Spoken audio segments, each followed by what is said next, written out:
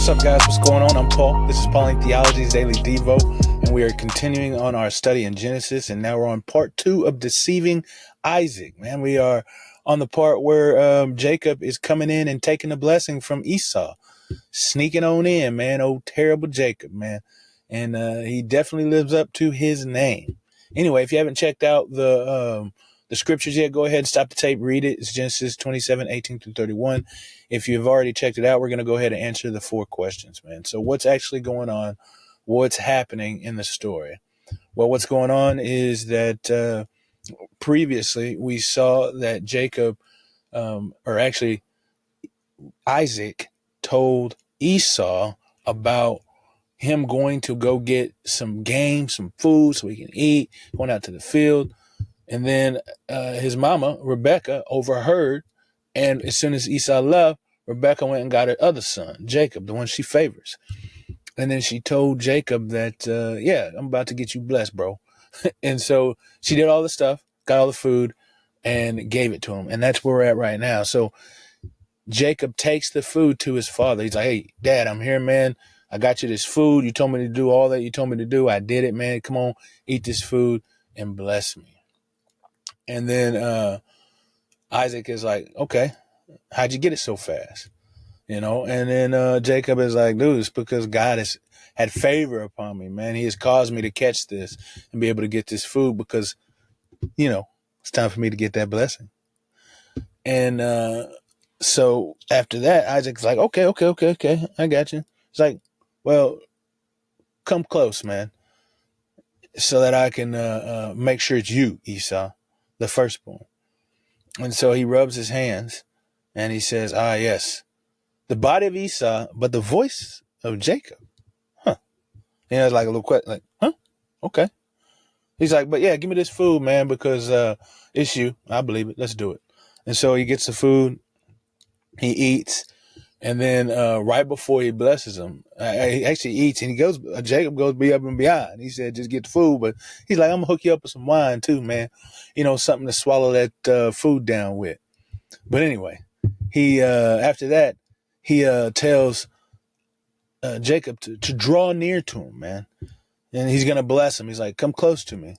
And when he does that, he gives one last test. He kind of smells the smell of Esau, because her mom took care of that too. His mom took care of that by giving the clothes of Esau. And so after that, he gives a blessing.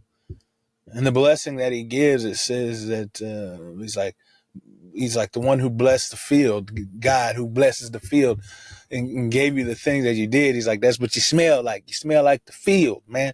You smell like the woods, man in the woods. And then he says, your servants or your brothers will be your servant. Your mother's child will be their servant. He's like the dew of the heavens and the fatness of the earth will be yours, man.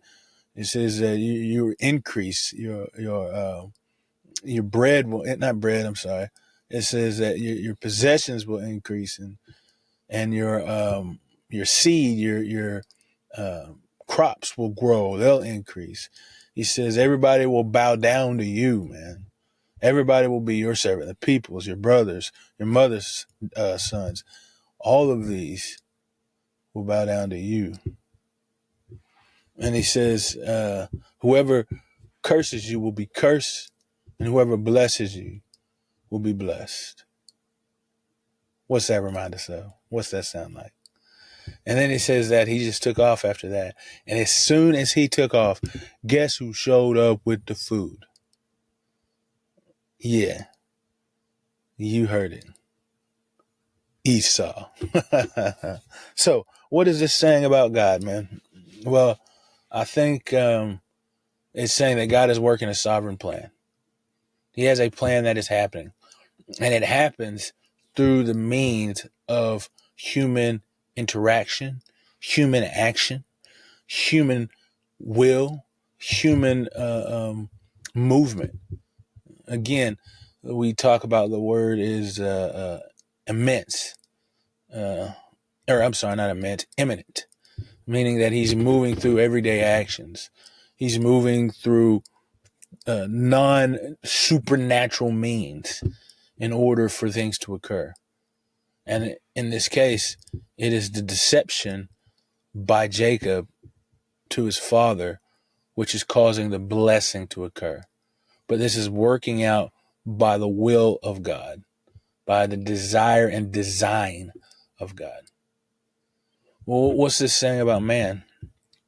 I think it's repeating some of the things we talked about in the last episode of the cunningness of man, the guile of man, how smart and creative that we can be. Just listen to the things he says off the tip of his tongue, talking about like, how'd you be able to get that food so fast? Oh, you know what I'm saying? God had favor on me, my father. Father God had favor. He blessed me with this because of the blessing that I should receive. That's why this happens. Okay. And then he even kind of like got a little cunning or wise when his father was like, you feel and you smell, but your voice is not there. So he's like, oh, I need to back on the talking. You know, he was a little talkative, said a lot of things at the very beginning, but then whenever he revealed that his voice didn't sound like, he kind of shut it down a little bit, you know. And so, yeah, we've got this wisdom and this cunningness that we have been endowed with. And I don't want to get to the application too quickly, but it's like, how are we using it? And that's the same thing we had in the last episode. But I also want to talk about the blessings of a father, man. It's like, man, speak blessings over our family. That's what we see a lot of times happening. Blessings and curses are being placed upon the family through the means of the father, laying hands on his son, on his heir, on his child. It's sad we don't see that anymore, man, because we should be blessing our children. Now, how do we apply these truths to our lives? Well, I want to start out with that blessing your children, man. Sit with your child. Talk with your child. I mean, pray over your child. I feel like that is the thing that we should be doing is praying over our family, our friends, the people we love, laying hands on them, wishing a blessing on them. Recently, I believe that the Christian community feels this same way. As I'm speaking this moment, as it attests to the power of the song that I think is Carrie Job and her husband sing about blessing, because it's a worship song, but in one sense, it's not honoring and glorifying Jesus or Yahweh or God and the Father or the Spirit in a sense, but it's asking God to come and bless his people, to come and bless his church, to come and bless those in whom they're singing over, rather than it is singing to God or singing about God. It is more of a blessing to the people whom they are singing over by God's power. And so in that song and its popularity, it's a reminder of us of how we should be blessing those around us. And so for your application today, man, is sit with your child, bless them. Put upon them the blessing of God. Ask God to do in their life what we could never do. Ask him to be with your child, to grow your child, to strengthen your child, that he may be full of the fatness of the earth, because he has you, that he has the King, he has Jesus, he has God in his life who will increase, who will give him increase. Hey, I appreciate you guys for listening, and I'll see you on the next episode.